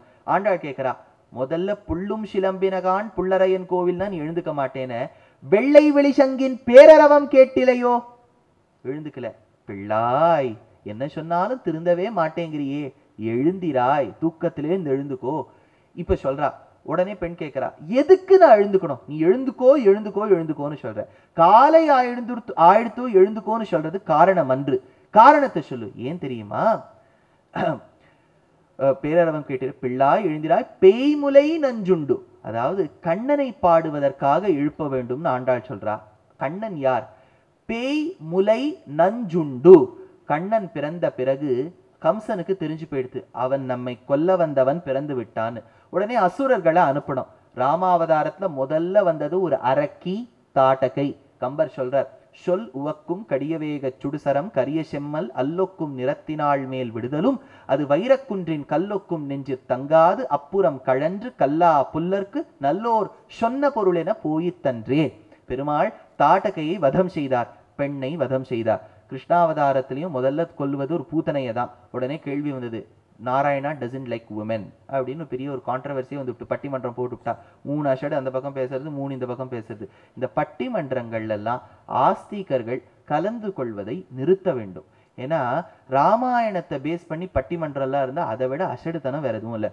வாலியை கொன்றது ராமன் சரியா தப்பா, உங்களை கேட்கின்றேன் அப்படின்னு ஒன்று பேசும், நான் மறிக்கின்றேன். இது ரெண்டும் ராமாயணத்தை படிச்சது கிடையாது, எங்கேயோ இன்டர்நெட்ல விக்கிபீடியாவை பார்த்துட்டு வந்து பேசுறது. ஒன்னே ஒன்று தெரிஞ்சுக்கோங்க, வாலியை கொன்றது சரியா தப்பான்னு நம்ம ஆராய்ச்சி பண்ண வேண்டாம். இப்போ கொன்னது யாரு? வாலிய. கொன்றது யார்? ராமன். ராமன் வாலிய பேச விடுறான். முதல்ல வாலி அக்யூஸ் பண்றான், ராமா நீ பெரிய குலத்தில் பிறந்து ஜானகிக்கு கணவனாயிருந்து பரதனுக்கு முன்னால் தோன்றி தயரதனுக்கு பிள்ளையாய் தோன்றி இப்படி ஒரு காரியம் செய்யலாமா? மண்ணுயிர் துறந்த வள்ளல் தூயவன் மைந்தனே நீ பரதன் முன் தோன்றினாயேன்னார் கம்பர். எல்லாம் சொல்றான். பொறுமையா கேட்டுட்டு ராமர் சமாதானம் சொல்ற. சொல்லினோன்னா வாலி சொல்றான், ராமா நீ சொன்ன உன்னதான் புரியுறது, நான் எவ்வளோ தப்பு பண்ணிட்டேன், என் தம்பி பொண்டாட்டிய கடத்தி வச்சுண்டு அண்ணாவா அப்பாவா நான் இருந்திருக்காம இந்த ஒரு நீச்ச காரியம் பண்ணிட்டேனே, உன் பத்னி கடத்திண்டு போகும்போது நான் பார்த்துட்டே இருந்தேனே, நான் பண்ண தப்பு ராமா, எனக்கு இப்போ இந்த நல்ல புத்தியை கொடுத்துட்டியே, நான் பண்ணது தப்பு தான், நீ பண்ணது சரிதான் ராமா, என்னை மன்னிச்சுடுன்னு கம்பரும் சொல்லியிருக்கார், வால்மீகியும் சொல்லியிருக்கார். The one who has accused has himself agreed that what he has committed is a mistake. Case close ஆயிடுச்சு, ஜட்மெண்ட் கொடுத்தாச்சு. இப்போ திருப்பி அந்த கேஸை திறந்து நம்ம எதுக்கு இந்த அனாவசியமா வாலிக்கு கொடுக்காத அட்வொகேட்டா வேலை பார்க்கணும்? வாலியே ஒத்துன்னு போய் க்ளோஸ் பண்ணிட்டு கேஸை. அதனால இந்த பெருமாளை பேஸ் பண்ணி இருக்கக்கூடிய பட்டிமன்றங்கள்லாம் விசேஷம் அன்று. ரோடு போடணுமா வேண்டாமா, கண்ட்ராக்டர் நன்னா ரோடு போட்டிருக்காரா இல்லையா, அதை வச்சு பட்டிமன்றம் போடுவோம். இங்கே ரோடு வரும்போது ஒரு இடத்துல ஹம்ப் இருக்கு இல்லையா, அந்த ரோடு திரும்பும் போது எவ்வளவு கல்லும் மண்ணுமா இருக்கு, ஒழுங்கா கண்ட்ராக்டர் போட்டிருக்காரா? போடலை. அவர் பேரை சொல்லி பட்டிமன்றம் போடுங்க, ஏதாவது உபயோகப்படும். ராமர் வாலியை கொன்னாரா இல்லையா, சரியா தப்பான்னு சொல்றது இட் இஸ் அ வர்த்லெஸ் பாபிள். அதை பத்திலாம் பேசிட்டு இருக்கிறது. ஆதலால் இந்த இடத்துல பேய்முலை நஞ்சுண்டு, பெண்ணை கொன்றான்னு சொன்னேனே, பெண்ணுக்கு இருக்கக்கூடிய சிறந்த தன்மையே தாய்மை. எல்லாவற்றிலும் ஒரு நல்ல குணத்தோடு பார்ப்பதுதான் பெண்ணுக்குரிய சிறப்பு. ஒரு வீடுல physically the man may be strong but mentally the woman is only strong. ஒரு வீட்டுல கஷ்டம்னா ஆதரிப்பது பெண் தான், ஆண் தளர்ந்து போயிடுவார். அதுதான் பெண்ணுக்குரிய தன்மை. இன்னைக்கும் பார்த்தேன்னா தாட்டகையானவளை பத்தி கம்பர் சொல்றார், அவ கர்ப்பத்துல இருக்கக்கூடிய குழந்தையை எடுத்து சாற்றுவலாம். இப்பேற்பட்ட பெண்ணை பெண்ணுன்னு சொல்ல முடியுமான்னு விஸ்வாமித்திரர் கேட்கிறார். இவை கோது என்று உண்ணுதியோ இவளை மாது என்று எண்ணுதியோ மணிப்பூணினாய்னு கேட்டார் கம்பர். ஆதலால் கொன்றார். அதனால பூத்தனை வந்துட்டு இருக்கா. வரும்போது ராட்சசி கண்ணனை கொல்லணும்னு வரா. கம்சனால ஏவப்பட்டிருக்கா. வரும்போது எப்படி வரணும்? நன்றாக யசோதையின் ரூபம் தரித்து கொண்டு வந்தாள். முலையிற்கு வெளியே விஷத்தை தொடவின் வந்தா. தாய்மார்களுக்கு தெரியும், குழந்தையின் மீது உள்ள பற்றுதலால், ஆசையினால், வாத்சல்யத்தால் ஒரு தாய்க்கு பால் சுரக்கும். தாய்மை வாத்சல்யம் இருந்தால்தான் பால் சுரக்கும். பால் கொடுக்கணும்னு வரல, விஷத்தை கொடுக்கணும்னு வந்திருக்கா. கையில தாமரை இப்படி சுத்திண்டே வந்தாளாம். வந்துட்டு ஒரு வீடா போகணும்னு நினைச்சா கிருஷ்ணர் பார்த்தார். நம்ம தேடணுங்கிற பேர் வழியில நிறைய குழந்தைய கொன்னா சரி கிடையாதுன்னு ஓன்னு அழ ஆரம்பிச்சார். அதாவது நான் இங்க இருக்கேன்னு தெரிஞ்சுக்கிறதுக்காக. பூத்தனை வீட்டுக்கு வந்தா. யசோதை சொன்னா, நல்ல பெண்ணா இருக்க நீ பாக்குறதுக்கு, என் குழந்தைக்கு வேணா நீ பால் கொடுமா. அப்படியாமா, கொடுங்கோ அப்படின்னு சொல்லிட்டு மடியில் இட்டாள். யசோதை நான் உள்ள போயிட்டு வரேன்னு புழக்கடைக்கு போனா. போறதுக்குள்ள கண்ணனை இட்டாள். கண்ணன் ஓன்னு அழற பசியில. முலையின் நுனியை காம்பே அவர் வாயில் வைத்தாள். வைத்த பிறகு அவர் முதல்ல விஷத்தை எடுத்தார். வெள்ளை தொடவிருக்கிறது விஷம். விஷத்தை கக்கினார். முதல்ல எடுத்துட்டார். அடுத்தது கண்ணனின் திருமுகத்தை பார்த்தாளாம் பூத்தனை. முதல்ல கண்ணை மூடினுட்டா. ஏன்னா கண்ணை திறந்து பார்த்தா வாத்சல்யம் வந்துரும்னு. கண்ணன் இழுப்பதை பார்த்தாள். ஐயோ எவ்வளவு அழகா இருக்கு இந்த முகம்னு யோசிச்சாள். தாய்மை வந்துடுத்து, வாத்சல்யம் வந்துடுத்து. பால் சுரக்க ஆரம்பித்தாள். பாலை பருகினார் கண்ணன். ஐயோ பாலை கொடுக்க ஆரம்பிச்சுட்டோமே, கம்சன் கிட்ட ஒரு பெரிய அமௌண்ட்டை நம்ம வந்து நெஃப்ட் டிரான்ஸ்ஃபர் பண்ணியிருக்கோமே நெட்டில். ஐயோ இந்த காரியத்துக்காக இப்போ என்ன பண்ணுவான்னு நினச்சி மறுபடியும் ஏதாவது விஷத்தை கொடுக்கலாமான்னு முறைச்சி பார்த்தா பகவானுக்கு பசி. விஷத்தை இழுத்தார், பால் இழுத்தார், இன்னும் இழுத்தார், பால் வரல. பக்கத்தில் இருக்க ஜீவாத்மா சேர்ந்து வந்துடுத்தான். அவ்வளவுதான். அவர் கொல்லணும்னு கொல்லல, இழுத்தார், ஜீவாத்மா வந்துடுத்து. ஆம்நாய கந்தருதித ஸ்புரிதாதரோஷ்டம் ஆத்ஸ்லா விலேக்ஷண மனுக்ஷத மந்தஹாசம் கோபால டிம்ப வபுஷம் குஹனாஜனன்யாக பிராணஸ்ய நந்தனமவைனி பரம்புமாம்சம் தேசிகன். கொல்லல, இழுத்துட்டார், ஜீவாத்மா வந்துடுத்துனார். ஆன்னு சொல்லி அவள் விழுந்தாளாம். விழும்போது ஒரு சப்தம் போட்டாள். பொதுவா நம்ம 60 கொண்டாடினோம்னா சில வீடுகள்ல 60 கொண்டாடுவா, சில வீட்டுல கொண்டாட மாட்டா. எங்க வீட்டுல வழக்கம் கிடையாதுன்னு சொல்லுவா. இதை விடுங்க, வழக்கம் கிடையாதுங்கிறது. நிறைய பேர் என்ன சொல்லுவா, சுவாமி விஷ்ணு சஹஸ்ரநாமம் சொல்றது இல்லை. ஏன்னு கேட்டா, சொன்னா எங்க வீட்டுல ஆகியே வருது இல்லை அப்படின்பா. விஷ்ணு சஹஸ்ரநாமம் சொல்றதுனால ஆகி வரல, நீ பண்ணிருக்க பிராரப்த கர்மா அதனால ஆகி வராம இருக்கு. விஷ்ணு சஹஸ்ரநாமம் சொல்லாம ஆகி வருமா? இந்த மாதிரி தப்பா நம்ம ஸ்டேட்மெண்ட்ஸ் கொடுத்தே, சுவாமி எங்காத்து விஷ்ணு சஹஸ்ரநாமம் படிக்க வேண்டாம்பா. ஏன் சுவாமி கேட்டா, எங்க வீட்டுல படிச்சா யாராவது போயிடுறா. நல்லது தானே, வைகுண்டத்துக்கு எவரோ ஒருத்தர் போறார். நம்ம இறப்புங்கிறதையே ஒரு பெரிய துர்குணமா வச்சுட்டு இருக்கோம். எங்க பாட்டி ஓரளவுக்கு படிச்சவோ, ஓரளவுக்கு மெச்சாரிட்டி இருக்கிறவோ. எங்க தாத்தா வந்து 77 வயசுல போனார். போன உடனே துக்கம் விசாரிக்க வந்தா. எப்பவுமே இந்த துக்கம் விசாரிக்கிற வரவாதான் வீட்டுல இருக்கவாளுடைய துக்கத்தை ஜாஸ்தி படுத்திடுவா. வந்த உடனே உங்களை அனாதையா விட்டுட்டு போயிட்டாரு. என்ன எங்க பாட்டி சொன்ன, என்ன அனாதையா விட்டுட்டு போல. ரயில்வே புக்கிங்ல ஒருத்தர் முன்னாடி உட்காந்துட்டு இருக்கார், ஒருத்தர் பின்னாடி உட்காந்துட்டு இருக்கார். ஒருத்தருக்கு டிக்கெட் இஷ்யூ பண்ணிட்டா, அடுத்தது எனக்கு தான் டிக்கெட் இஷ்யூ பண்ண போறா. அவர் போயிட்டார், அடுத்தது நான் போகணும்னா. இதுதான் ஒரு பிரம்ம சாமர்த்தியமே ஒழிய போனவரை நினைச்சுன்னு உட்காந்து அழுதுந்தா கொஞ்ச நாள் நம்மளும் போக வேண்டியதுதான். ஆதலால் வருத்தப்படக்கூடாதுன்னு சொல்லல. நம்ம சாஸ்திரப்படி ஆத்மாங்கிறது நித்தியம், அது வெளில போயிருக்கணும். அது இன்னொரு இடத்துல பிறந்திருக்கும். இவர் அழுதுன்னு இருப்பார் பத்னி, ஐயோ நீங்க என்ன கூட்டுக்க மாட்டேளா. அவர் என்னமோ பெரிய நித்தியாத்மா மாதிரி. அவர் இன்னொரு வீட்டுல பக்கத்து வீட்லயே ஒரு குழந்தையா பிறந்திருப்பார். அவர் எங்க உங்களுக்கு கூட்டுக்கிறது, அவரே எல்லாம் பிறந்து விட்டார், என்ன கூட்டுக்க மாட்டேளா. இந்த மாதிரிலாம் அசட்டுத்தனமா வேதாந்தம் பேசினா, see emotionally you should express but it should not get overdone. ஓவரா போய் இதனை வந்து அவருக்கே படையல் வைக்கிறது, இலைய போடுறது. இப்ப நம்ம ஸ்ராத்த கர்மாலாம் பண்றோம். இன்னைக்கு அமாவாசை நிறைய பேர் பண்ணிட்டு வந்திருப்பேன். இது அப்பா அம்மா இறந்த அப்பா அம்மாவின் பேரை சொல்லி பித்திருக்களுக்கு பண்றது. ஒன்னே ஒண்ணு தெரிஞ்சுக்கோங்க, பித்ருலோகம் பித்ருக்கள்னா அப்பா அம்மா கிடையாது. சுவாமி அது அப்படியா, அது கொஞ்சம் டீட்டெயிலா சொல்லுங்களேன். அதுவே இப்ப ப்ராப்ளமா இருக்கு. இப்ப கந்தர்வ லோகம்னு ஒரு லோகம் சொல்றோம், கந்தர்வர்கள் இருக்கா. யக்ஷலோகம்னு ஒண்ணு இருக்கு, தேவலோகம்னு இருக்கு. அந்த மாதிரி பித்ருலோகம்னு ஒரு லோகம். பித்ருக்களுங்கிறவா ஸ்டேஷனரியா எப்பவுமே அங்க இருக்கக்கூடிய representatives. They're all representatives for all departed souls. எதெல்லாம் உலகத்தை விட்டு பிரிஞ்சிருக்கோ அவளுக்கு ரெப்ரசன்டேட்டிவா அவா இருக்கா. அப்பா அம்மா பேரை சொல்லி ஏன் சொல்றோம்னா, அப்பா போயிட்டார் அப்படின்னு வச்சுக்கோ.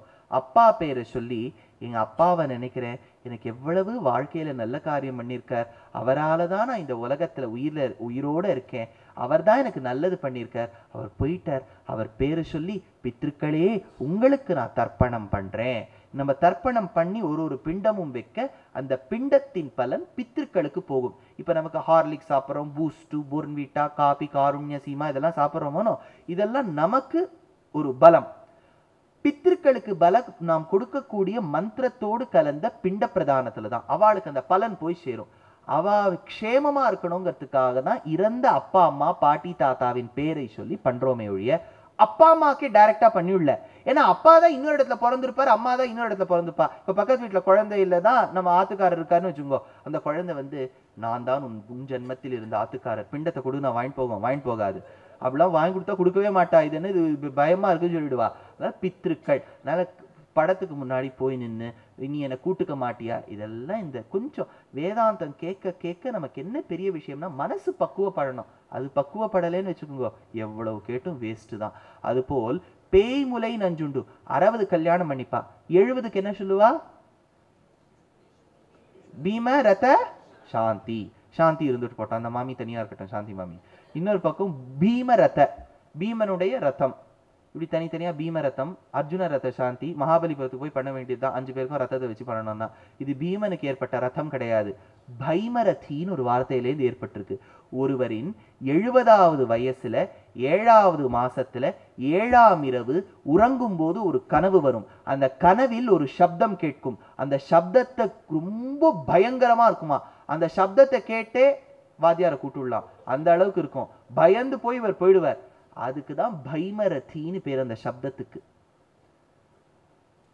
தேசிகன் இதை யாதவாபியுதயத்தில் எடுக்கிறார், பைமரதி மிவான்யாம் அப்படின்னு எடுக்கிறார். அதுக்கு பரம சிவபக்தரான அப்பைய தீட்சிதர் வாழ் வியாக்கியானம் பண்றார். தேசிகன் எங்கேந்தெல்லாம் எடுத்திருக்காரு பெருமையை சொல்லி வியாக்கியானம் பண்றார். 70வது வயசு 7வது மாசம் 7ஆம் இரவு வரக்கூடிய கனவில் துவனிக்கு பைமரத்தின் பேர்.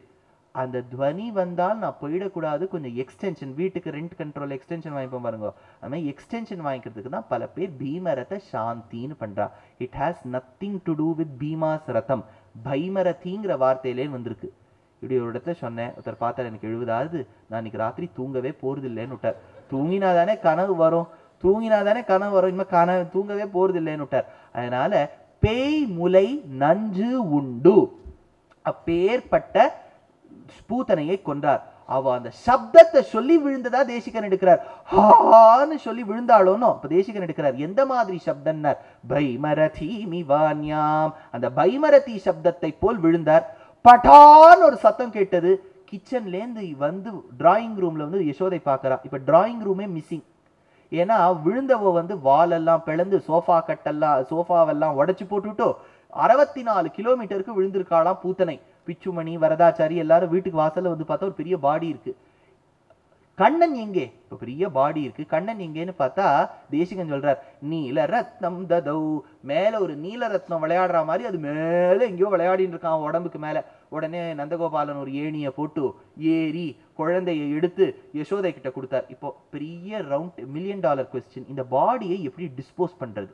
ஏன்னா அது 64 கிலோமீட்டருக்கு விழுந்துருக்கு. பிச்சுமணி சொன்னார், I will take right hand, Varadachari you take left hand. ஒருத்தரா வெட்ட ஆரம்பிச்சா, ரம்பத்தை வச்சு வெட்ட ஆரம்பிச்சா. வந்தா என்ன வந்திருக்கணும்? மலை, ஜலம், மாம்சம், ரத்தம் வந்திருக்கணும். பாகவதத்துல சுகபிரம்மம் சொல்றார், அகர்பத்தி வாசனை அடிச்சுதான், சுகந்தாம் இவ, நல்ல வாசனை. எப்படி சுவாமி வந்ததுன்னா, பெருமாளுடைய வாய் பட்டுடுத்தோனோ உடம்பெல்லாம் அவளுக்கு சுகந்தமா மாறி போயிடுத்தான். அப்பேற்பட்ட பூத்தனையை எடுத்தார். பேய் முலை நஞ்சு உண்டு. அடுத்தது அந்த பெண் கேட்கிறா, வேற என்னடி பண்ணியிருக்கான் அந்த கண்ணன்? கள்ளச்சகடம் கலக்கழிய காலோச்சி. கிராமத்துல ஒரு குழந்தைக்கு காப்பிட வேண்டும்னா கவச்சம் இடுவா. கவச்சம்னா நம்ம ஊர்ல எல்லாம் இப்ப தாழத்துன்னு ஒண்ணு பண்றா பாருங்க, தாழத்து. அதெல்லாம் இப்ப கொரியர்ல வேற வந்துடுது. ஆச்சரியமா ஒரு மாஸ் மேனுஃபேக்சரிங் பண்ணி அது அப்படியே அந்த மிஷின் வந்து இந்த பாட்டில்ல நெய் கொட்டுறாப்புல அது டக்கு டக்கு டக்கு டக்கு நடக்கின்றே வருது. அதுல ஒரு கயிறை கட்டி விட்டு இங்க போட்டு, அது என்னன்னா பூனல்ங்கிறது ஆச்சரியமான ஒரு பகவானால் சிருஷ்டிக்கப்பட்ட ஒரு ஹோல்டர். அந்த பூனல் பார்த்தேன்னா பல பேருக்கு கீ தொங்கும், தாழத்து தொங்கும், காசு தொங்கும். இந்த நாதஸ்வரம் பார்த்திருக்கா? இந்த நாதஸ்வரத்துல ஸ்ரீவாளின்னு ஒண்ணு இருக்கும், இப்படியே ஒண்ணு போகும், அதுல விதவிதமா தொங்க விட்டுருப்பா, பிபி எல்லாம் போட்டு. பூனல் கிட்டத்தட்ட அந்த மாதிரி ஆயிடுச்சு. அப்படியெல்லாம் பூணலை உபயோகிக்கவே கூடாது. அது போட்டுக்கிறதுக்கு தோன்றலின் தோன்றாமை நன்று அது போல் இருக்கலாம். அதுபோல் அந்த பூணல்ல இதெல்லாம் போட்டுப்பா, தாழத்துன்னு பேரு. அதெல்லாம் இப்போ வந்து பார்த்தேன்னா இந்த மேகசின்ஸோட இந்த யந்திரங்கள்லாம் வருது. இதோ உங்களுக்கு இந்த வாரம் குபேர யந்திரம் அப்படின்னு சொல்லுவான். உடனே இந்த குபேர யந்திரத்தை வாங்கி பல பேருடைய பெருமாள் சன்னதிக்கு போனா வீட்டுக்குள்ள மந்திரவாதி குகை தூத்து போயிடுது. அந்த அளவுக்கு ஒரு எலுமிச்சம்பழம், ஒரு பீன்ஸ், இந்த நான் தப்பா சொல்றேன்னு எடுத்துக்காதீங்க. அடியேன் வந்து இல்ல சுவாமி இவெல்லாம் இந்த ஜெனரேஷன் இப்படிலாம் பேசுறான்னு நினைக்காதீங்க. வாஸ்தவத்தை சொல்றேன். பெரியவாள்லாம் நமக்கு ரொம்ப போட்டோஸை வச்சு ஆராதனம் பண்ணி சொல்லவே கத்து தரல. இந்த ரொம்ப போட்டோஸ் வச்சுட்டா அதை மெயின்டைன் பண்றதே நமக்கு பெரிய டாஸ்கா போயிடுது. அதுல புஷ்பம் வச்சா இங்க கொட்டுறது, அதை அசுத்தமா வச்சுக்க வேண்டியதா இருக்கு. ஒண்ணும். ரெண்டாவது, இந்த கல்யாண கடுதாசின்னு ஒன்று போடுறோம். அது கல்யாண கடுதாசியா புக்கானே தெரிய மாட்டேங்குது. முதல் பேஜ்ல ரங்கநாதர், அடுத்த பேஜ்ல வரதராஜர், அடுத்த பேஜ்ல திருவேங்கடமுடையார், கடைசி பேஜ்ல பிள்ளையும் பெண்ணோட பேரும் இருக்கு. இந்த மாதிரிலாம் செய்யக்கூடாது. Invitation is just an information to tell so and so is getting married so and so. முடிஞ்சதுன்னா வாங்கோ, அவ்வளவுதான். இதை விட்டுட்டு புஸ்தகமா போட்டு அந்த இன்விடேஷன் நம்மளால தூக்கியும் போட முடியறது இல்லை. இந்த மாதிரி சேகரிச்சா இருக்கிறதே நம்ம 2 bedroom வீடு, ஒரு 1.5 bedroom வீட்டுல இருக்கோம். எங்க இதெல்லாம் வச்சுக்கிறது? கேலண்டர் வாங்குறோம். கேலண்டர் எது? நாள் காட்டின்னு பேரு. இன்னைக்கு இந்த திதி, அவ்வளவுதான். அதுக்கு முன்னாடி ஒரு பெரிய பெருமாள் படத்தை போட்டு வருஷா வருஷம் இந்த மாதிரி சேகரிச்சிருந்தா எங்க கொண்டு வைக்க? கொஞ்சம் வாஸ்தவமா பிராக்டிக்கலா கொஞ்சம் யோசிச்சு பாருங்க. நம்ம என்ன நினைக்கிறோம்னா, ஒரு படத்திலேருந்து 1 மெகாவாட் பகவான் நமக்கு சக்தி கொடுப்பார். 40 படம் வச்சுட்டா வீடே எரிஞ்சு போடணும். ஒன்றும் எரியாது. படமே வச்சுக்கலைனாலும் பகவான் ஹிருதயத்திலிருந்து சால கிராமத்தில் இருந்தாலே காப்பாத்துவார். அதனால நம்ம பெரியவாள்லாம் ஐடல் வர்ஷிப்புங்கிறது கான்சென்ட்ரேஷன் அண்ட் ஃபோக்கஸ்க்கு சொன்னாலே ஒழிய இந்த மாதிரி விதவிதமா படத்தை வச்சு ஓவர் டூ பண்றதுக்காக பெரியவா சொல்லலை. எதுக்கு சொல்ல வந்தேன்? இந்த யசோதையானவள் பார்த்தாள். கிராமப்புறங்கள்ல என்ன பண்ணுவா? கவச்சம் இடுவா. இப்ப நம்ம தாழத்து அது இதுன்னு போட்டுக்கலாம். இதெல்லாம் தாழத்தெல்லாம் போட்டுக்க வேண்டாம். நாமமே தான் நமக்கு, பகவானுடைய நாமம் தான் நமக்கு கவச்சம். கெடுவிடாயவெல்லாம் கேசவா என்னன்னு ஆழ்வார். கேசவான்னு சொல்லிட்டா எல்லா பாவங்களும் போகுமா? இந்த தாழத்து நம்மளை காப்பாத்தாது. அதுபோல் பகவான் மீது நம்பிக்கை இருக்க வேண்டும். யசோதை இடக்கை வலக்கை ஆச்சாரம் தெரியாத அனாச்சார பிரச்சுரை என்ன பண்ணாலும் கண்ணனுக்கு காப்பிட வேண்டும் என்பதற்காக கிராமப்புறங்கள்ல தொடப்பத்தை வைப்பா குழந்தை பக்கத்துல, ஏன்னா உண்ணாயிடப்படாதுன்னு. உடஞ்ச சகடத்தை வைப்பா. சகடம்னா கார்ட்டை வைப்பா. கண்ணன் பக்கத்துல கார்ட்டை வச்சுட்டு போயிருக்கா. உள்ள போயிருக்கா, அழறது. ஒரே பசி அதுக்கு எப்ப பார்த்தாலும் பசி. ராமர்னா கொஞ்சம் டயட் கான்சியஸ். உட்காந்த இடத்துல உட்காந்து பாரு, இது இருக்கவே இருக்காது. யசோதை உள்ள போறது காத்துன்னு இருக்கும், அழ ஆரம்பிச்சுடும். காலை உதச்சி உதச்சி உதச்சி உதச்சி அழறது. சகடத்துக்குள்ள உத்கச்சன் அப்படின்னு ஒரு அசுரன் புகுந்து விட்டான். அவன் கண்ணனை கொல்லணும்ங்கிறதுக்காக வரான். சகடம் குச்சி மேல இருக்கா, அந்த காம்பு இருக்கு கீழே தொட்டில். கண்ணன் இப்படி இப்படி உதச்சி உதச்சி அழறார். அசுரன் இருக்கான், இப்படியே அது வருது. கண்ணன் உதச்சி உதச்சி அழறார், வருது, அழறார், வருது, அழறார். இப்படி வந்தது. கண்ணன் இப்படி வீல் வீல் அழறாரா? ஏன்னா வருதுக்கும் வீல் தானே இருக்கு. வீல் வீல் அழறார். ஒரு காலால ஒரு அடி உதச்சார். அது எப்படியோ ஆகாயத்துல போய் பறந்து சுக்கு நூறாக வெடித்து கீழே 2 பகுதி விழுந்தது. பாக்கி பகுதியில எங்க போச்சுதே தெரியல. விளையாடிட்டு பிள்ளைகள்லாம் டேய் பால் போடுறா அப்படின்னு சொல்லிட்டு பாக்குறது. பால் பறக்க மாட்டேங்கிறது, சகடம் பறக்கிறது. குழந்தை பயந்துடுத்து. என்னது 6 பால் தானே பறக்கும், கார்ட்டு பறக்கிறதே அப்படின்னு யசோதை ஓடி வரா. என்னாச்சுடா இப்போ? மாமி உங்க குழந்தை இருக்குல்ல, கிருஷ்ணன் இருக்குல்ல, அது வந்து இதை உதச்சுது. டேய் அப்படிலாம் சொல்லாதடா, என் குழந்தைக்கு அவ்வளவு சக்தி எல்லாம் கிடையாது அப்படின்னு குழந்தைய காப்பிட்டாளாம். பகவான் காலுக்கு ஏதாவது ஆயிட போறதேன்னு நினைச்சு பாதுகைகள் என்ன பண்ணித்தான், ஐயோ நான் அந்த இடத்துக்கு வந்துடுத்தான் பாதுகைகள்னு தேசிகன் பாதுகா சாஸ்திரத்துல சாதிக்கிறார். பட்டதிரில் நாராயணியத்தில் எடுக்கிறார். அந்த சகடத்தை உதைச்சாரே, ஒரு வஸ்துவானது காற்றுக்கு சென்றால் மறுபடியும் பூமிக்கு திரும்ப வேண்டும் என்பதுதானே நமக்கு விஞ்ஞானம் கற்றுக் கொடுத்துருக்கு. Gravity is the force that attracts. அதாவது வந்து கீழே இழுத்துரும். இப்போ இழுத்துருங்கிற சொல்ற பட்சத்துல ஒரு வஸ்து மேல போகுது, கீழே விழல. உடனே பயந்துட்டார். ஏன்னார் பட்டதிரி, எல்லாம் மோட்சத்துக்கு போயிடுதான். பெருமாளுடைய பாதம் பட்டுதான் எல்லாம் சுத்த சத்துவமாகி வைகுண்டத்துக்கு போயிடுத்து. அந்த அச்சேதனத்துக்கும் மோட்சம் கிடைச்சுடுத்தேன்னார். ஏன் சுவாமி, ஒரு இன்சென்ஷியன்ட் ஆப்ஜெக்ட், ஞானம் இல்லாத வஸ்துக்கு மோட்சம் கிடைக்குமான்னு கேட்டா, ததிபாண்ட சரித்திரம் படிக்கும் போது ஒரு பானைக்கு மோட்சம் கிடைக்கிறத நம்ம பார்க்கலையா? அதனால புள்ளும் சிலம்பினகான் புள்ளரையன் கோயில் வெள்ளை விழிசங்கின் பேரரவம் கேட்டிலையோ பிள்ளாய் எழுந்திராய். ஏன் அவ கேட்கிறா? பெய்முலை நஞ்சுண்ட பகவானின் பெருமையை கேட்க வேண்டும். கள்ளச்சகடம் கலக்கழிய காலோச்சி பகவானை கேட்க வேண்டும். வெள்ளத்தரவில் துயில் அமர்ந்த வித்தினை, வெள்ளம்னு சொன்னா பிரளய சமுத்திரத்தில் துயில் அமர்ந்த வித்து, தூங்குவதற்காக ஏற்பட்ட பகவான். ஒருத்தர் சொல்லுவா, என்னமா தூங்குறார் சுவாமி, காலை ஊத்தி அமுக்கி விடுறா, பார்க்கடல் அலை, ஆதிசேஷன் வெளிச்சம் கொடுக்கிறார், அப்படியே அவர் நாக்கால காத்து வீசுறார், ஏ சுவாமியே அவர் தூங்க மாட்டார்னார். ஆழ்வார் சொன்னார், உறங்குவது போல் யோகு செய்யும் பெருமாள். உறங்குறாப்புல உனக்கு தோணும், ஆனா யோகத்துல இருக்காராம் பெருமாள். உலகத்தை எப்படி காக்கிறது, காத்துன்னு இருக்கேனே, எனக்காக மக்கள் பாரத் கலாச்சாரில் வந்திருக்காளே, அவளுக்கு போகும்போது டிராஃபிக் இருக்கப்படாதே அப்படிலாம் யோசிக்கிறார். நம்ப மாட்டேள், இதெல்லாம் பகவான் ஒரு ஒரு கணமும் நமக்காக சிந்திரிச்சுட்டு இருக்கார். நம்ம என்ன நினைக்கிறோம், நம்ம பிரார்த்திச்சாதான் பகவான் நம்மளை நினைப்பார்னு. எப்ப பார்த்தாலும் அவருக்கு ஞாபகமே நம்மளை பத்தி தான். அதனால வெள்ளத்தரவில் துயில் அமர்ந்த வித்து, வித்தா இருக்கக்கூடியவன். ஏன்னா வித்து தான் ஒரு மரத்துக்கே மூலமா இருக்கு. அதுபோல் உலகத்துக்கே பகவான் தான் மூலம். அதனால துயிலமர்ந்த வித்தினை, அப்பேற்பட்ட பகவானை உள்ளத்து கொண்டு முனிவர்களும் யோகிகளும் அப்படிங்கிறா. முனிவர்கள் யார், யோகிகள் யார்? பொதுவா நம்ம யோகினா முனிவர், முனிவர்னா யோகி. என்ன சுவாமி, வாட் இஸ் முனிவர், வாட் இஸ் யோகி? மனனசீலஹா முனிஹி. பாஷ்யக்காரர் எடுக்கிறார், நல்லா ஞாபகம் வச்சுக்கோங்க. யார் ஒருத்தர் மனசால பகவானை நினைச்சுண்டே இருக்காரோ அவர் முனிஹி. மனனசீலஹா முனிஹி. ஸ்ரீ வைஷ்ணவ சம்பிரதாயத்துல யோக சாஸ்திரம்னு ஒன்று உண்டு. யோகத்தால், அஷ்டாங்க யோகத்தால் பகவானையே நினைச்சுட்டு இருக்கிறதுன்னு. அப்படி பகவானை நினைச்சுண்டே இருப்பவருக்கு முனின்னு பேரா. அதனாலதான் நாதருக்கு நாத முனின்னு பேர்.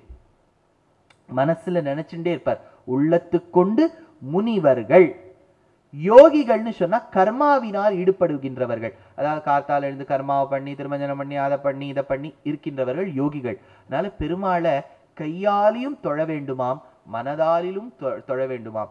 பெருமாள் நம்மளோட தான் படுத்துட்டு இருக்கார். எப்பவுமே பெரியவாள்லாம் சொல்லுவா, ஒருத்தர் நன்னா தூங்கிட்டான்னு வச்சுக்கோ, விஷயம் தெரிஞ்ச பெரியவா என்ன பண்ணுவா, ரொம்ப நன்னா தூங்கிட்டான், அவனை எழுப்பாதேன்னு சொல்லுவா.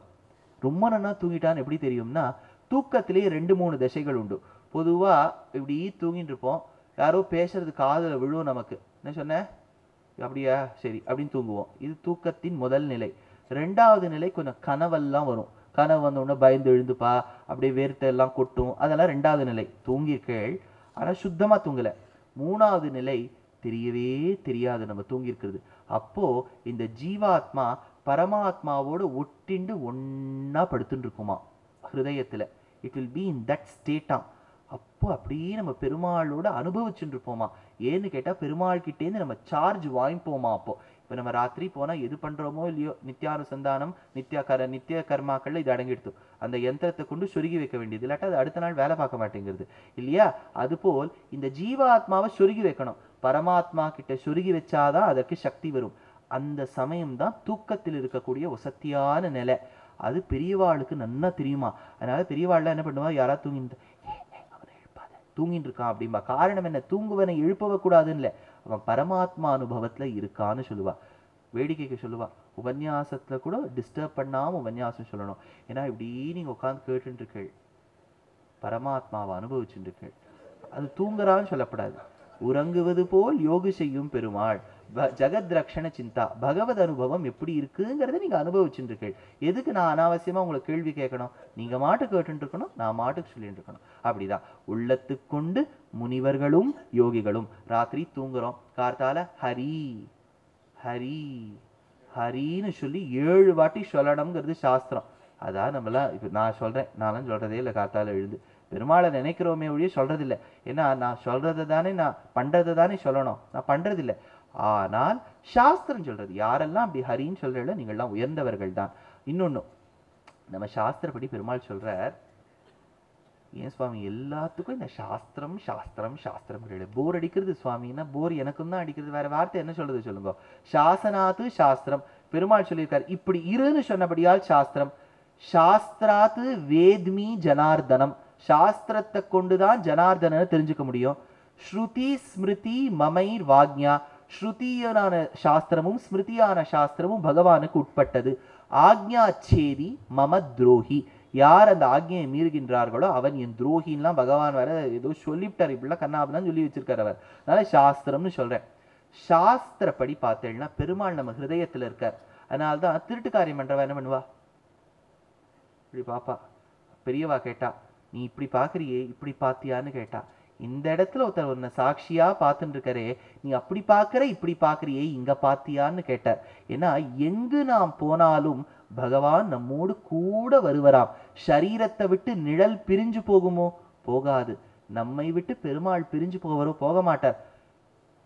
அவருக்கு எவ்வளவு பண்ற சுவாமி. தினமும் திருப்பாவை போய் கேட்டேன், அவர் என்னமோ சொல்லிட்டு இருப்பாரு, காத்தால உட்கார்ந்து கேட்டேன், ஆனா இப்படி ஆயிடுத்தேம்பா.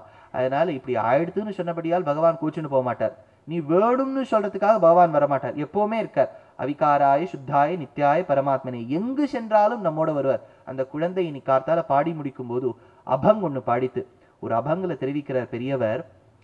जिते जातो तेथे तू माझा संगती, चालवीसी बार चालू देवा, चालवीसी बार चालू देवा, जिते जातो तेथे तू माझा संगती, चालो वाटे आम्ही तुझाची आधार. மராட்டியில ஜன்னு சொல்லப்படாது. ஜ உண்டு, ஜ உண்டு. நம்ம ஜோஷின்னு சொல்லுவோம் இல்லையா, அது ஜோஷி கிடையாது, ஜோஷி, ஜ. चालो वाटे आम्ही तुझाची आधार, चालवीसी बार सर्वे माझा, जिथे जातो तेथे तू माझा संगती, तुका म्हणे आता खेळतो कौतुके, झाले तुझे सुख अंतर्बाही, जिथे जातो तेथे तू माझा संगाती அப்படிங்கிறார் துக்காராம். அதுபோல் பெருமாள் நமக்குள்ள இருக்காரா, கார்த்தால எழுந்துக்கும் போது அப்படின்னு எழுந்து அவர் ஆட ஆரம்பிச்சுருவாராம். ஏன்னா உலகத்தை அவர் எடுக்கும் போது நானிலம் ஏழ் மண்ணும் தானத்தவேன்னு எழுப்பினார். பகவான் பூமியை இடர்ந்தெடுக்கும் போது அலுங்காம குலுங்கா நமக்கு ஒண்ணுமே தெரியாதாம். ஹிரண்யாக்ஷன் கூட சமுத்திரத்தை வச்சான், நமக்கு தெரியல. பகவான் அவனோடு சண்டை போட்டுட்டு எடுத்தார். இப்படி இப்படி இப்படி பூகம்பம் மாதிரிலாம் ஆடலை. பம்பாயில் நான் ஒரு வாட்டி இருக்கும்போது ராத்திரி படுத்திருந்தேன். ராத்திரி ஒரு 10:30 மணி இருக்கும். புஸ்தகம் படிச்சுட்டு படுத்துக்கலான்னு படுத்துனேன். இப்படி உய்யால லூகவைய அப்படின்னு ஒரு தொட்டில். என்ன சுவாமி, நமக்கு யார் தொட்டில் ஆட்டுறான்னா, அடுத்த நாள் பேப்பரை பார்த்தா அர்த்குவேக்குன்னு போட்டிருக்கு. இந்த மாதிரி எர்த்குவேக்கெல்லாம் பகவான் தூக்கச்ச வரலியாம். அப்படியே அலுங்காம குலுங்காம எடுத்தாராம். அவர் நம்மளை அப்படி எடுத்தார்.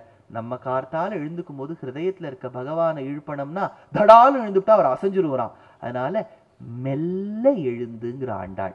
முனிவர்களும் யோகிகளும் மெல்ல எழுந்து அரியன்ற பேரரவம், மெல்ல எழுந்து குளிர்ந்தேலோர் எம்பாவாய். அதனால புள்ளும் சிலம்பினகான் புள்ளரையன் கோயில் வெள்ளை விழிசங்கின் பேரரவம் கேட்டிலையோ, பிள்ளாய் எழுந்திராய் பேய் முலை நஞ்சுண்டு கள்ளச்சகடம் கலக்கழிய காலோச்சி, வெள்ளத்தரவில் துயிலமர்ந்த வித்தினை உள்ளத்துக்கொண்டு முனிவர்களும் யோகிகளும் மெல்ல எழுந்து அரியன்ற பேரரவம் உள்ளம் புகுந்து குளிர்ந்தேலோர் எம்பாவாய். அந்த பெருமாளுடைய நாமம் ஹரிர் ஹரதி பாபானி, ஹரிஹி ஹரின்னு சொன்னா ஒசத்தியா. சனாதன தர்மத்துல பெருமாளை நினைக்காமல் சும்மா அவன் பேரை சொன்னா கூட பலனா. குழந்தை come on it's time to school hurry up அப்படிங்கிறா. உடனே பெருமாள் எழுதிப்பான், ஐயோ நம்ம பேரு சொல்லிவிட்டார், ஹரி அப்புன்னு விட்டார், ஹரின்னு சொல்லிவிட்டார் அப்படின்பறா. அதனால ஹரி அப்புன்னு சொன்னா கூட அவர் தம் பேர் எடுத்துப்பார். அதனாலதான் எல்லாமே பகவான் அவருடைய சங்கல்ப சக்தியா நிறைவேற்றுகின்றார். அவரை நினைச்சுண்டு அவருடைய அர்த்தத்தை சொல்லிட்டு தான் தெரியணும்னா ஆறாலையும் சொல்ல முடியாது. ஹரின்னு ஆங்கிலத்துல சொன்னாலும் தம் பேரு சொன்னதா தான் எடுத்துப்பார். ஏன்னா ஆங்கிலமோ கிரேக்கைய பாஷையோ ஜெர்மனோ பிரெஞ்சோ உருதுவோ அரபிக்கோ தமிழோ மலையாளமோ கன்னடமோ தெலுங்கோ மராட்டியோ குஜராத்தியோ மைத்திலின்னு ஒரு மொழி இருக்கு, கேள்விப்பட்டிருக்கா? வடக்குல மைத்திலின்னு ஒரு பாஷை பேசுவா. பீகார்லயும் நேபாளத்திலையும் பேசக்கூடிய ஒரு டயலெக்டுக்கு மைத்திலின்னு பேரு. பிராகிருதம், பாலி, மாண்டரின், எந்த ஒரு மொழி எடுத்துக்கோங்க, எல்லா மொழியிலையும் எல்லா வார்த்தைகளும் பகவான் நாராயணனை தான் தெரிவிக்கும்னு விஷ்ணு புராண வாக்கியம். அதனால இங்கிலீஷ்ல சொல்லிவிட்டா why is he talking in English? தமிழில் சொன்னாதான் வசதி, தமிழில் சொன்னால் வசதி இல்லைன்னு சொல்லலை. ஆனால் அந்த வார்த்தைகளும் பகவானை தான் தெரிவிக்கும்னு சொல்லி இன்றைய பாசுரத்தை முற்று செய்யலாம். கவிதார்க்கிக சிம்ஹாய கல்யாண குணசாலினே ஸ்ரீமதே வெங்கடேஷாய வேதாந்த குரவே நமஹ.